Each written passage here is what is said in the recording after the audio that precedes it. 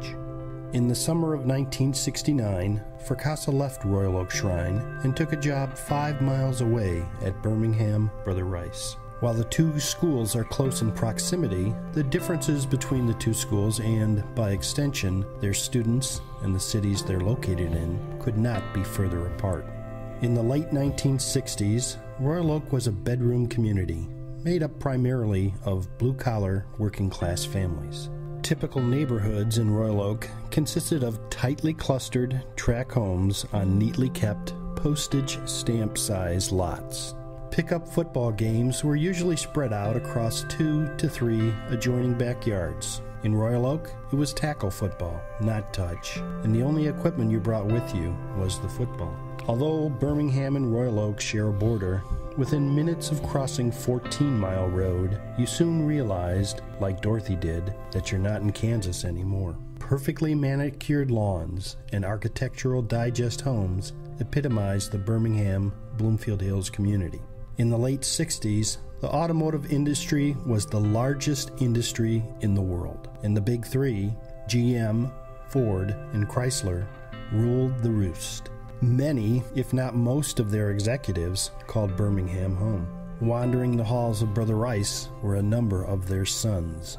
Al Fracassa found out in the summer of 1969, it's one thing instilling discipline and desire in teenage boys trying to improve their lot in life through grit and determination, but it's a whole different animal instilling drive into a kid tooling around Woodward Avenue in a late model sports car that Daddy's company built. Fracassa's dilemma: how do you motivate a group of kids that were born on third base and brag to everyone that they just hit a triple? His move to Brother Rice would cause him to second-guess himself for a number of years. That was a tough one. I wanted to get a little bit higher as far as the class goes. And Brother Rice had enough boys to have a Class A, football team. And so I wanted to try something different, so I went over there. It was kind of different for me, all boys. There must have been 1,000 boys, 900 boys at Brother Rice at that time. I remember the halls, they were just filled with the kids.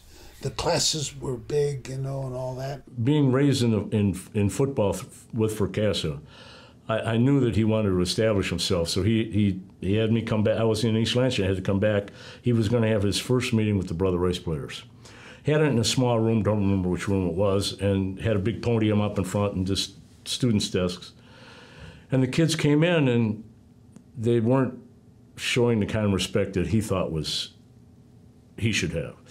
So he comes, he walks back in, he closes the door very silently, and everybody's fooling around. He walks to the front, and he's got great big hands. He was a Golden Gloves boxer in the Army, and he's a great passer still. Even he can still pass the ball.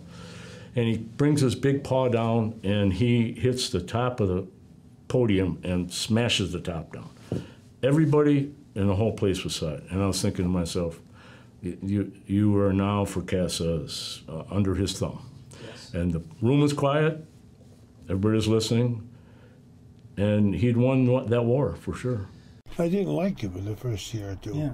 They called me a Dago, they called me a Wop, and I heard about it. So I came here, I says, hey, you guys, you don't know what work is. I says, I'm going to try to teach you. You think I'm a phony? I'm going to find out I am not a phony.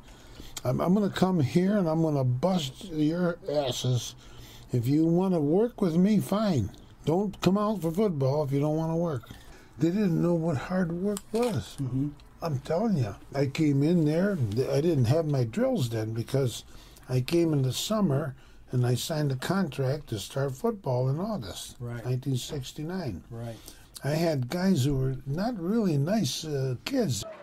You know, the first time that my wife ever met Coach was, I think, at the commemoration, and I'm walking up to Coach with my wife with the just sheer joy of introducing my wife to one of the most prominent people in my life, and Coach says, he was the devil.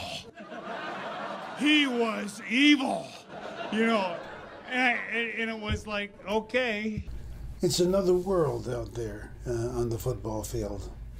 And I try to influence them that you can't get away with anything and win a football game by just going through the motions. We have to work very hard if we want to get the cake eater image out of our system.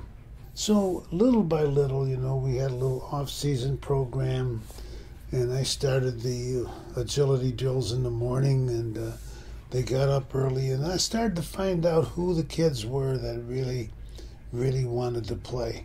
We started to get the kids, let me see, that was my 69, 77, that was my third year. Right. And we started to get the kids who knew me and knew what I wanted as a football coach. And they started to come around a little bit, and I felt better. I felt more at ease going to school. I could depend on the kids a lot more. I knew that they were going to work. And I started to feel better about, you know, Brother Rice High School, and maybe we can contend with the Muskegans and all the other schools that were in our league. For the first 3 years, a combined record of 23-2-2. Now that's pretty good, you know, I think. Considering Coach always told us what a tough decision it was to come to Brother Rice, because, well, Brother Rice was right in the center, right in the heart of all those Birmingham candy asses.